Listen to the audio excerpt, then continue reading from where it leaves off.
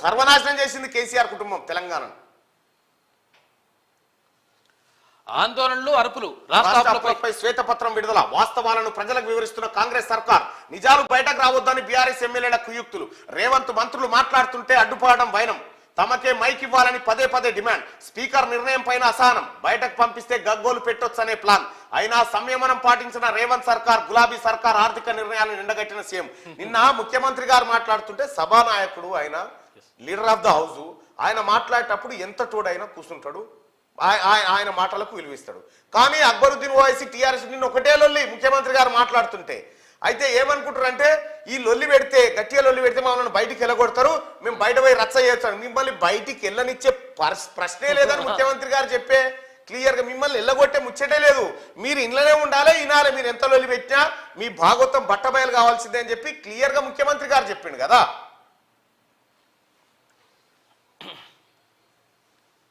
ఇక బీఆర్ఎస్ ప్రభుత్వం అనుసరించిన ఆర్థిక విధానాల వల్ల తెలంగాణపై మోపైన అప్పుల వివరాలకు సంబంధించి శ్వేతపత్రాన్ని అసెంబ్లీలో కాంగ్రెస్ ప్రభుత్వం ప్రవేశపెట్టింది. అప్పుల గురించి వాస్తవాలు ప్రజలకు తెలిస్తే తమను చీదరించుకుంటారని భావిస్తున్న బీఆర్ఎస్ ఎమ్మెల్యేలు అసెంబ్లీలో గందరగోళం చేస్తూ చర్చను పక్కదారి పట్టించే ప్రయత్నాలు చేశారు. సీఎం మంత్రులతో వాదనలు పెట్టుకుంటూనే స్పీకర్ పై అసహనం ప్రదర్శించారు. అయినా సంయమనం పాటించిన రేవంత్ రెడ్డి గులాబీ సర్కార్ ఆర్థిక నిర్ణయాలను ఎండగట్టారు.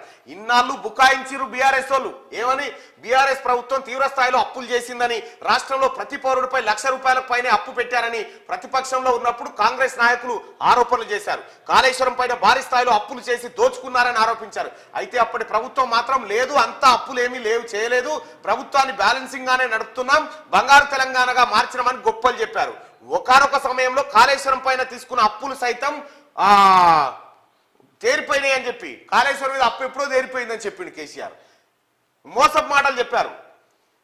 మొన్నటి ఎన్నికలు ప్రధానంగా బీఆర్ఎస్ ప్రభుత్వం అనుసరించిన ఆర్థిక విధానాలు అప్పులపైనే చర్చ జరిగింది. ఎన్నికల్లో అసెంబ్లీలో శ్వేతపత్రం విడుదల చేస్తే ఇప్పుడు కాలుగాలిన పిల్లిలెక్కి ఎగురుతురు చెంగ దొరికిపోతిమ్రో అని.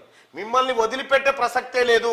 మీ ఆస్తులన్నీ గత టీఆర్ఎస్ మంత్రులు ఎవరైతే ఉన్నారో, టీఆర్ఎస్ ప్రభుత్వంలో వాళ్ళందరి పాస్పోర్ట్లు జప్తు చేయాలి, వాళ్ళని ఎప్పటికప్పుడు నిఘాలో ఉంచాలి, వాళ్ళు పారిపోకుండా తప్పులు చేయకుండా. జీకేఎస్ కు అగ్రనేతలు రాజీనామా, యూనియన్తో అంటిముట్టినట్టు ద్వితీయ శ్రేణి లీడర్లు, గుర్తింపు సంఘం ఎన్నికలకు దూరంగా ఉండాలన్న కేసీఆర్. ఆ నిర్ణయంపై అగ్రనేతల అసంతృప్తి. యూనియన్ కు 3 అగ్రనేతల రాజీనామా. సింగరేణి ఎన్నికల వేళ బీఆర్ఎస్ కు షాక్. కాంగ్రెస్ అనుబంధ సంఘంలో చేరే ఛాన్స్ ఉందట వీళ్ళంతా కలిసి.